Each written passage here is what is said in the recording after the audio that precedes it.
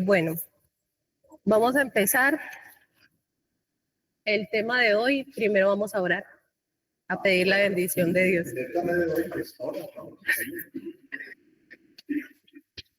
Oremos. Padre nuestro que estás en los cielos, santificado sea tu nombre, Señor. Estamos aquí delante de tu presencia, Padre, porque reconocemos que somos. Tú eres un Dios bueno, un Dios misericordioso. Nos has traído a esta luz, Señor, a este conocimiento de la verdad, porque quieres salvarnos. Por eso, Señor, te agradecemos. También te suplicamos que perdones nuestros pecados, Señor, para que podamos ser dignos de estar delante de ti. Bendice a cada hermano que está conectado, Señor, a cada familia presente. Y permite que en esta hora, Señor, sea tu Santo Espíritu el que pueda hablarnos a cada uno de nosotros. Que tu palabra, Señor, pueda dejar en nuestra mente los frutos que van a ser para vida eterna. Guíanos, Señor, que podamos tener discernimiento espiritual y que en este momento, Señor, podamos sentirnos acompañados y respaldados con tu presencia. Pues todo te lo pedimos en el nombre de Jesús. Amén y amén. Amén. Amén. Amén. Amén, hermano. Amén. Amén. Vamos a iniciar yendo a Jeremías capítulo 8, versículo 7.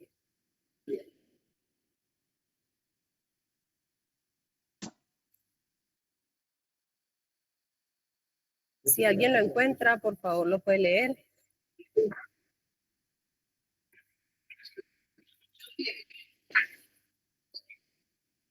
Ojalá tengan el micrófono cerca para que se pueda escuchar.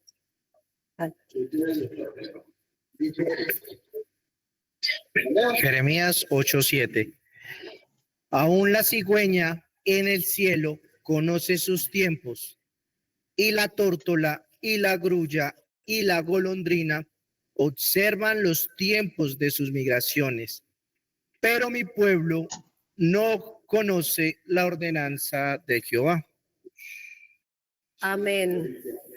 Este versículo nos da una introducción muy clara a lo que vamos a hablar en esta mañana, porque empieza diciéndonos que aún la cigüeña conoce el tiempo y la tórtola y la golondrina guardan el tiempo de su venida. Pero el Señor hace un llamado a su pueblo y dice, aún mi pueblo no conoce el juicio de Jehová. Nosotros sabemos que Dios a través de la historia ha tenido un mensaje para cada tiempo, con el fin de preparar a su pueblo y de que la luz vaya en aumento hasta la venida de Cristo. Hoy vamos a analizar la luz que Dios nos ha dado a través de su palabra para este tiempo, que es el mensaje del 2031. Los que estamos aquí, muchos hemos creído en este mensaje, pero aún no sabemos cómo explicarlo, me incluyo, estamos aprendiendo. Pero la idea de este culto es que podamos nosotros estar un poquito más seguros de esa fe que tenemos, de ese tiempo que Dios nos ha revelado, por qué nos lo ha revelado, y que también podamos prepararnos para eso que tanto estamos esperando. Vamos a empezar también con Mateo capítulo 24, versículos del 37 al 39. Del 37 al 39.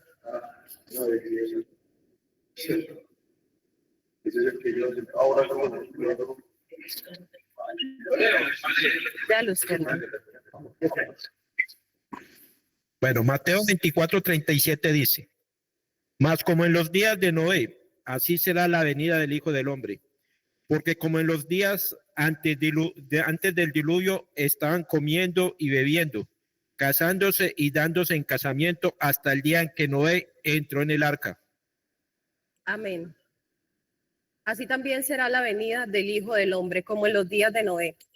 Nosotros sabemos que en los días de Noé, las personas como eran malas, los pensamientos de ellos eran continuos hacia el mal, la vista de ellos estaban en las cosas de esta tierra, porque la palabra de Dios dice que ellos se casaban, se daban en casamiento, estaban totalmente con su pensamiento en las cosas terrenales, cuando Dios escogió a Noé para darle un mensaje.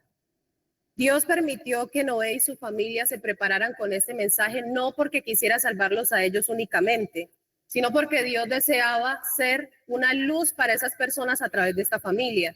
Que Noé y su familia dieran testimonio durante 120 años para que las personas que estaban en ese lugar se arrepintieran y entraran al arca. Eso lo vamos a ver en Génesis capítulo 6, versículo 3.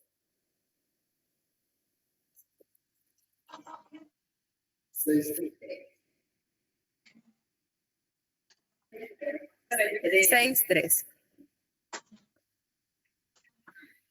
Sí, por favor. Y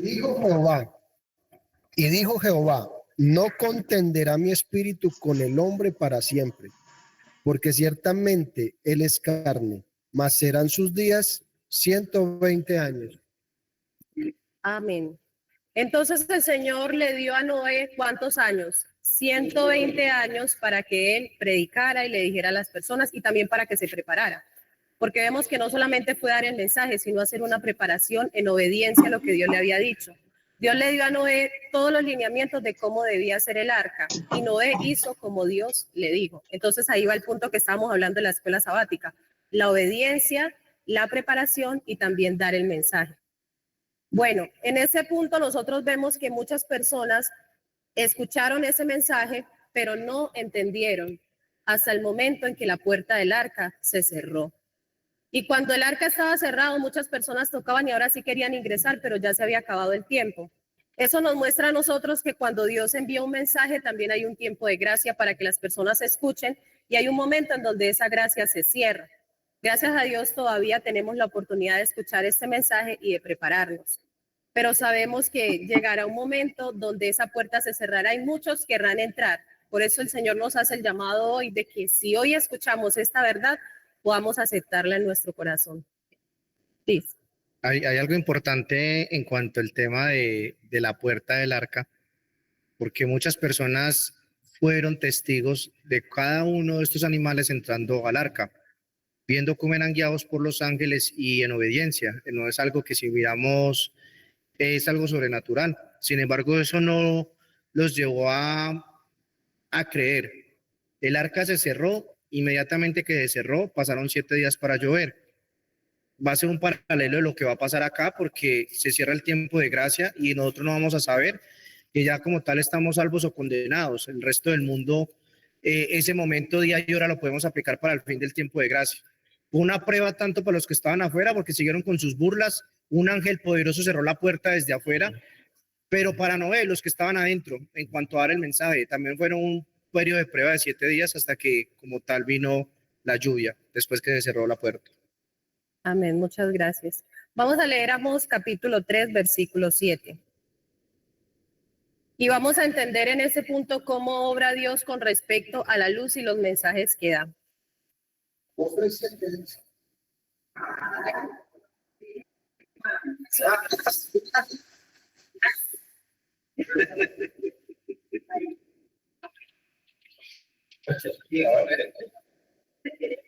¿Quiere que lo lea, hermana? Amós 3:7.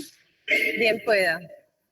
Porque no hará nada Jehová el Señor sin que revele su secreto a sus siervos los profetas. Lo voy a repetir. Disculpe. Porque no hará nada Jehová el Señor sin que revele su secreto a sus siervos los profetas. Amén. Entonces aquí miramos cómo cada vez que Dios va a actuar o cada vez que Dios va a realizar algo en este mundo, Él lo revela a sus siervos los profetas por beneficio a su pueblo. Y nosotros en este tiempo tenemos una profetisa de Dios, que es Ellen White.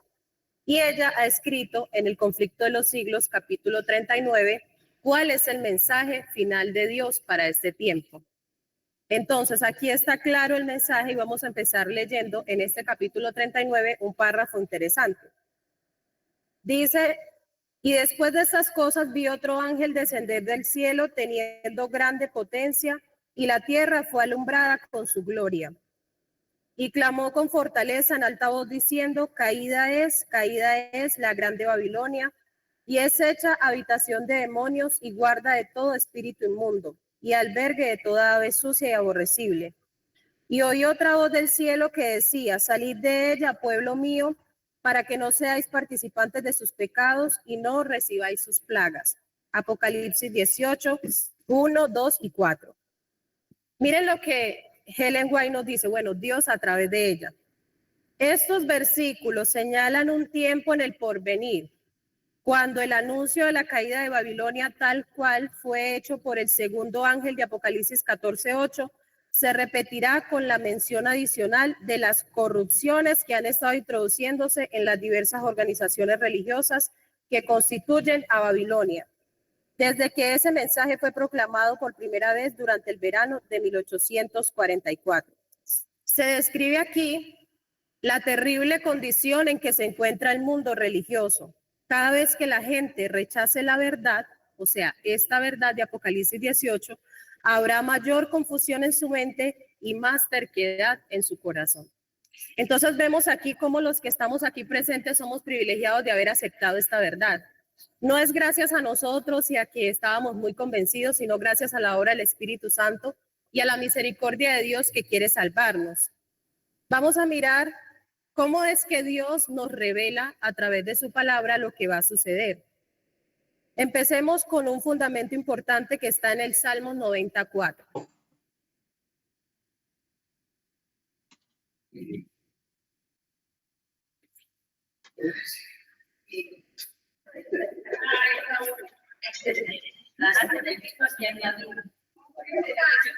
Leo, feliz saludo. Sí, por favor.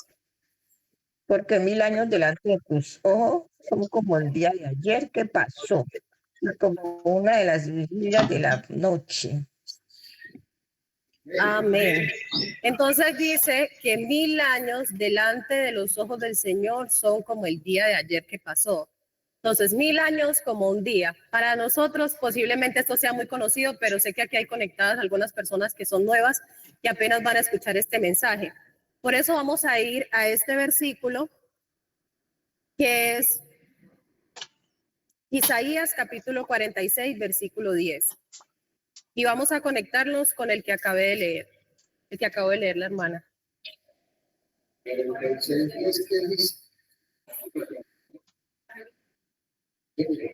Leamos el 9 y el 10, por favor. Isaías 46, 9, 10 dice: acordaos de las cosas pasadas desde los tiempos antiguos.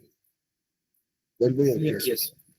Acordaos de las cosas pasadas desde los tiempos antiguos, porque yo soy Dios y no hay otro Dios, y nada hay semejante a mí, que anuncio lo por venir desde el principio y desde la antigüedad, lo que aún no era hecho. Que digo, mi consejo permanecerá y haré todo lo que quiero. Amén. Si el Señor nos dice que Él nos ha anunciado el fin desde el principio, ¿a qué parte de la Biblia creen ustedes que deberíamos ir para saber el fin? Al Génesis. Al Génesis. Por eso vamos a ir a Génesis capítulo 1. Y aquí en Génesis capítulo 1 encontramos el relato de la creación.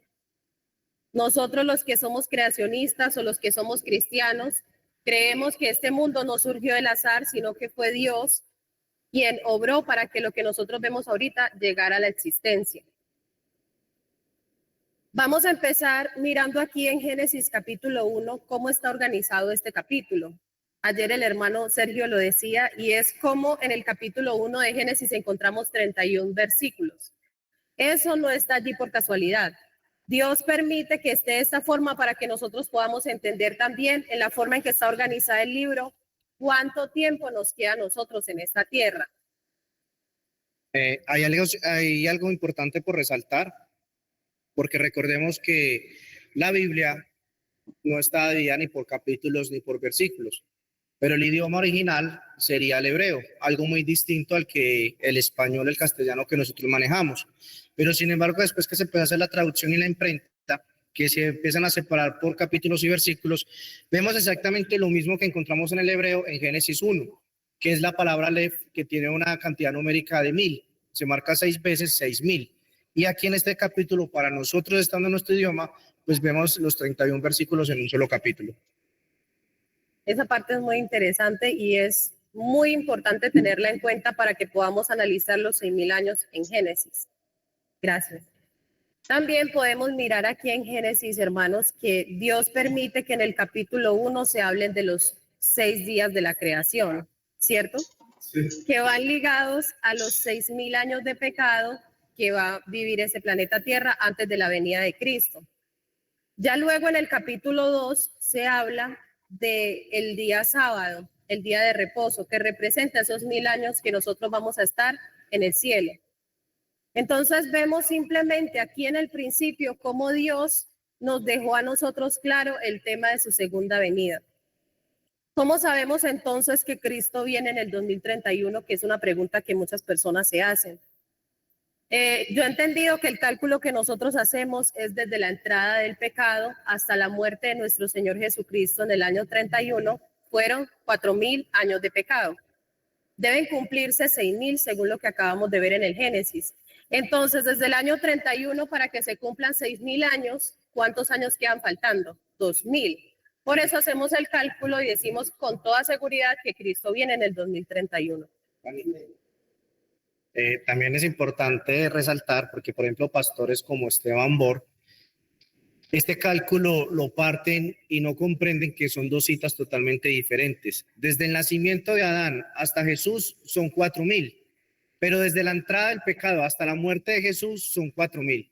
Entonces, cuando aplicas mal esta cita, dependiendo de esto, pues el cálculo simplemente no te va a dar.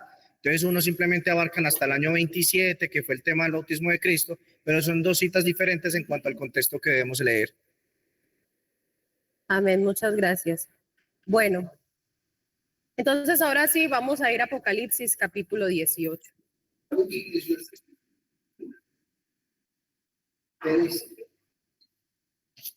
No, espere, déjenme de leer Apocalipsis 18, ¿qué? 18, ¿qué, Reina? Hasta el versículo 4. Apocalipsis 18 del 1 al 4. Después de esto, vi a otro ángel descender del cielo con gran poder, y la tierra fue alumbrada con su gloria. Y clamó con voz potente, diciendo: ha caído la gran Babilonia, y se ha hecho habitación de demonios y guardia de todo espíritu inmundo, y albergue de toda ave inmunda y aborrecible. Porque todas las naciones han bebido del vino del furor de su fornicación, y los reyes de la tierra han fornicado con ella, y los mercaderes de la tierra se han enriquecido de la potencia de sus deleites. El otro santo. Y oí otra voz del cielo que decía: salid de ella, pueblo mío, para que no seáis partícipes de sus pecados, ni recibáis parte de sus plagas. Amén. Aquí nos dice el mismo capítulo del Espíritu y Profecía, que es el que vamos a analizar, 39 del conflicto de los siglos. Sus pecados han llegado hasta el cielo y Dios se ha acordado de sus maldades, hablando de Babilonia. Ha llenado la medida de sus culpas y la ruina está por caer sobre ella. Pero Dios tiene aún un pueblo en Babilonia, y antes de que los juicios del cielo la visiten, esos fieles serán llamados para que salgan de ella y que no tengan parte de sus pecados ni de sus plagas. De ahí que este movimiento estará simbolizado por el ángel que baja del cielo, alumbrando la tierra y denunciando con voz potente los pecados de Babilonia. Ahí está claro. Allí nos dice que Dios tiene un pueblo que está en medio de Babilonia que los va a invitar a salir de allí y que ese pueblo final se va a caracterizar por este mensaje de Apocalipsis 18.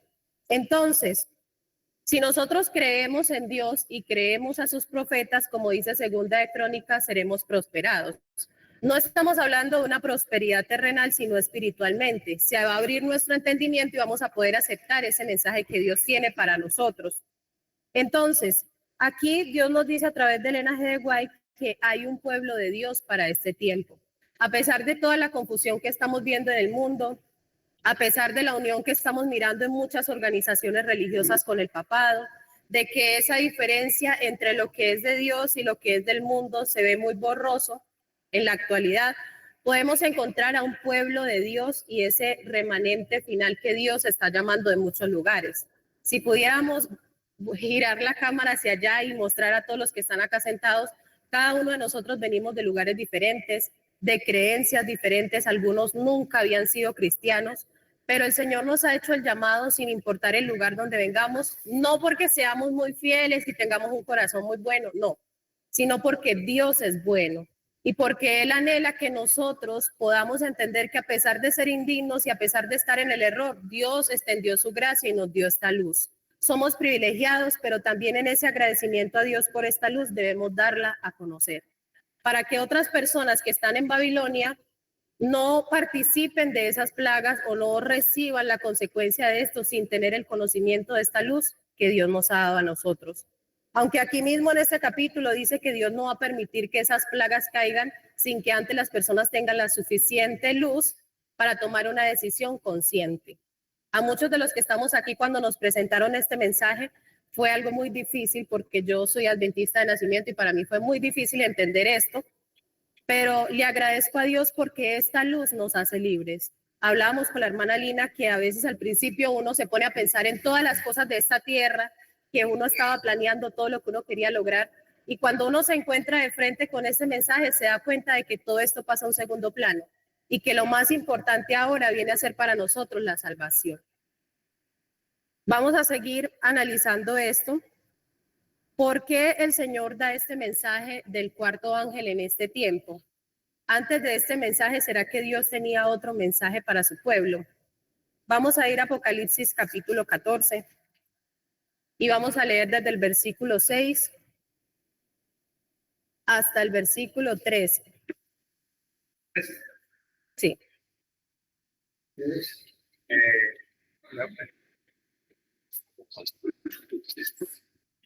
Vi volar por en medio del cielo a otro ángel que tenía el evangelio eterno para predicarlo a los moradores de la tierra y a toda nación, tribu, lengua y pueblo, diciendo a gran voz: temed a Dios y dadle gloria, porque la hora de su juicio ha llegado.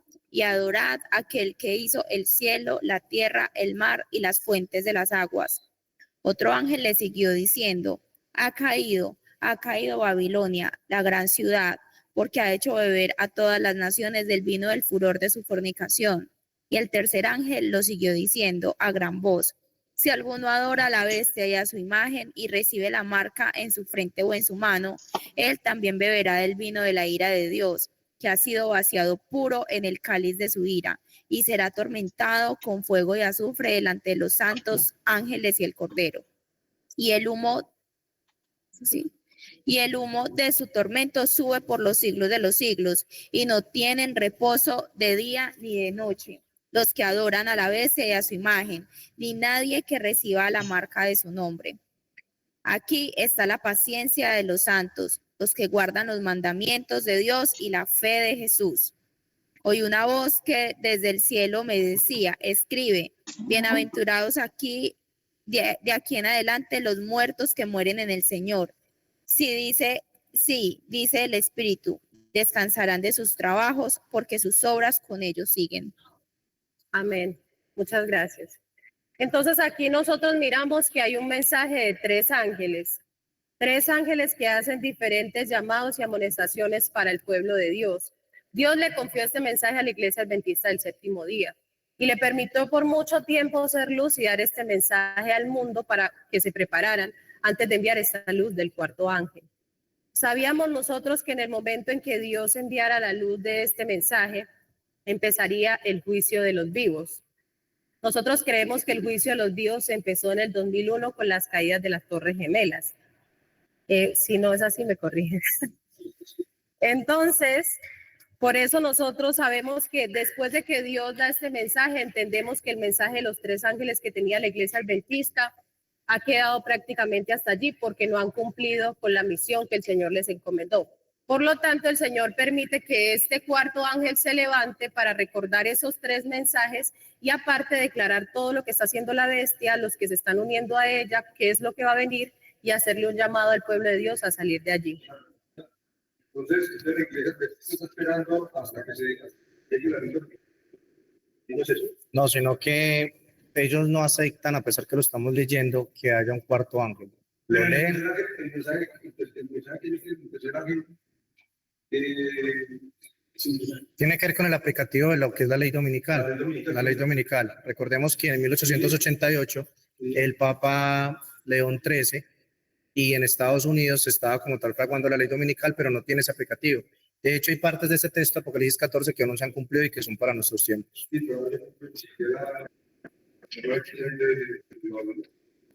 Vamos a ir a Primera de Tesalonicenses capítulo 5, versículo 4. Tesalonicenses. ¿Por qué vamos a leer este versículo? porque hay muchas personas que nos dicen a nosotros que el día y la hora nadie lo sabe. Que cómo podemos decir que Cristo viene en el 2031 si el día y la hora nadie lo sabe.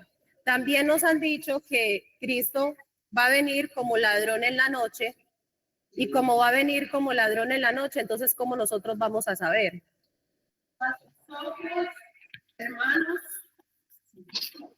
Mas vosotros, hermanos, no estáis en tinieblas para que aquel día os sorprenda como ladrón. Y vamos a leer el 5 y el 6. Porque todos vosotros sois hijos de luz e hijos del día, no somos de la noche ni de las tinieblas. Por tanto, no durmamos como los demás, sino velemos y seamos sobrios. Amén. Entonces aquí podemos mirar que a quienes va a sorprender ese día como ladrón en la noche, a los que están en tinieblas. Pero nosotros no estamos en tinieblas porque primero somos hijos de la luz, hijos de Dios. Segundo, tenemos el conocimiento de este mensaje de Apocalipsis 18, que es un ángel que alumbra la tierra con este mensaje. Y aparte de eso, tenemos estos versículos de la palabra de Dios donde nos dicen que si nosotros somos hijos del día, no debemos dormir como los demás, debemos velar y estar preparados. Dani, aquí hay un punto muy importante para de pronto las personas que están conectadas por primera vez. Este pasaje nos está hablando de dos grupos, así como las 10 vírgenes. Hay 5 prudentes y hay 5 insensatas, 5 que están velando y esperando al esposo y 5 que se tranquilizaron y se acabó el aceite. Entonces es importante esto porque estamos hablando de dos grupos. Así es. No, y este texto que acabamos de leer, hay un complemento bastante claro que vemos en Apocalipsis 3:3. Recuerda pues cómo has recibido y oíste y sigue guardándolo y arrepiéntete. Es importante cada uno de estos pasos: recibir, oír, guardar, arrepentirse. Pues si no velas, vendré sobre ti como un ladrón y no conoces de ningún modo a qué hora vendré sobre ti. Si no estamos velando. 3:3. Martín, me gustó ahí pasando de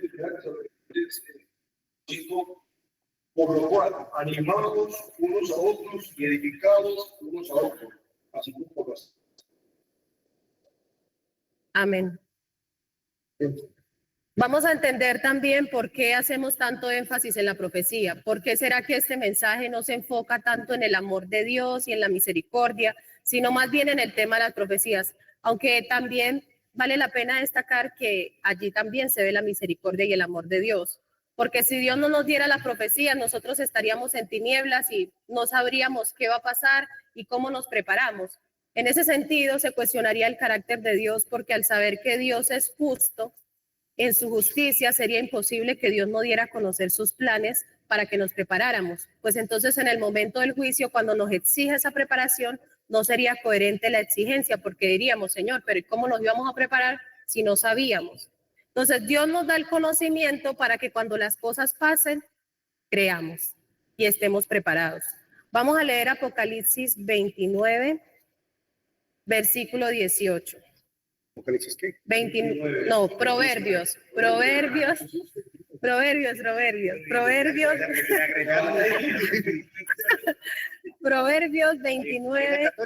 18. Proverbios 29, 18.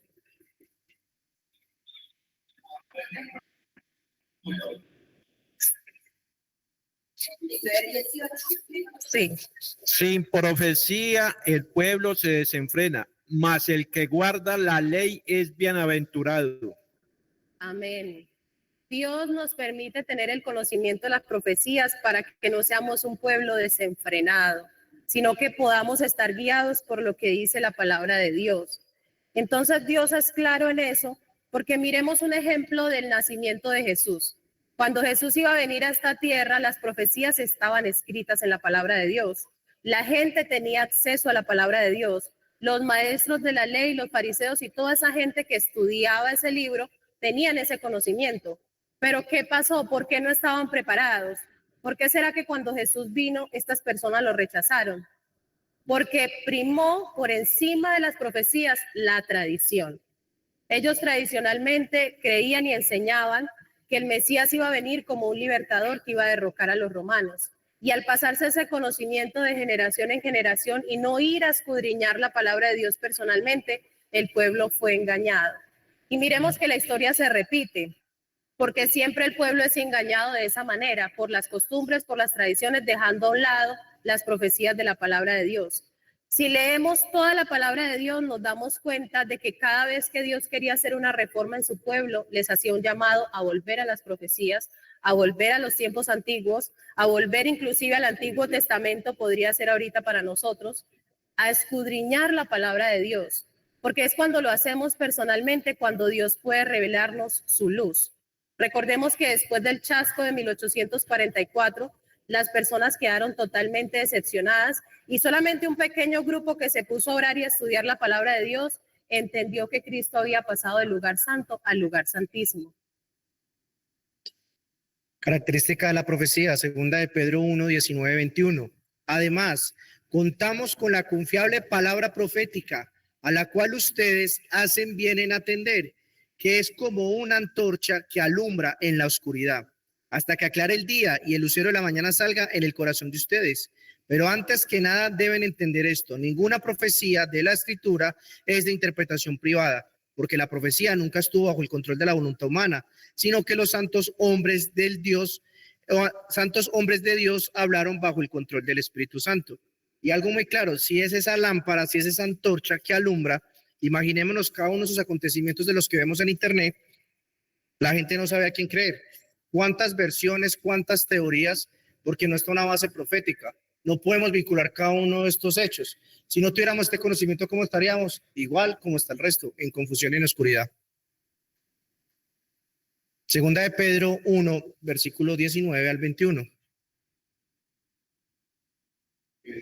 Bueno, sabemos nosotros que Dios nos envía este mensaje ahora, cuando nos falta prácticamente 6 años para la venida de Cristo, 5, más o menos 5 años, porque los eventos finales van a ser rápidos.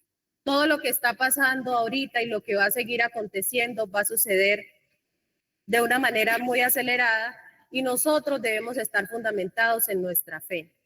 Algo que siempre que hablo de este mensaje hago énfasis personalmente y también para todos los que estamos aquí, y es a vivir el evangelio que predicamos. Porque el mundo está cansado de ver cristianos que tienen mucho conocimiento de la palabra de Dios. Las personas quieren ver a Cristo en nosotros. Y no solamente las personas, sabemos que Jesús, que es nuestro gran ejemplo, nos mostró con su vida cómo Él pudo ganar a tantas personas revelando el carácter de su Padre, viniendo a hacer la voluntad de su Padre, negándose a sí mismo y llevando una vida agradable delante de los ojos de Dios. Entonces nosotros estamos en este mensaje de Apocalipsis 18, sabemos que es el mensaje para este tiempo, gloria a Dios por eso, pero el Señor también quiere invitarnos a un análisis personal para los que estamos aquí, que reflexionemos en nuestra vida, que si realmente estamos siendo consecuentes con lo que predicamos y con lo que hacemos. Para las personas que son nuevas, no quiere decir que Dios en este remanente tiene a gente perfecta, que es que Dios sacó de las iglesias lo más puro que había y aquí la gente es muy consagrada. En algún momento vamos a llegar a ese punto con la ayuda de Dios, pero todavía estamos en el proceso de formar nuestro carácter. Entonces, Dios desea que no dejemos a un lado esa preparación personal, porque en este tiempo final el evangelio va a ser predicado por testimonio. Qué bonito testimonio que alguien pueda decir, es que yo antes era esta persona, pero desde que estoy en esta luz he sido transformado. Y algo que me hizo sentir muy cómoda aquí en este mensaje fue ver esos testimonios. Yo sé que aquí hay mucha gente que han pasado por eso, que han sido otro tipo de personas y veo cómo el Señor está cambiando sus vidas. También está cambiando mi vida. Y esperamos que con la ayuda de Dios este mensaje sirva para que podamos compartirlo con otros que están esperando escuchar esta luz para tomar la decisión de seguir a Cristo. Con eso terminamos y Maranata 2031. Amén, hermana, amén. Gloria a Dios. Amén. Amén, Daniela, que Dios te bendiga y para adelante. Siempre, Amén. siempre para adelante con la mirada en Cristo Jesús. Amén. Amén. Vamos Amén. a cantar el himno 172 en el himnario antiguo. Bueno, igual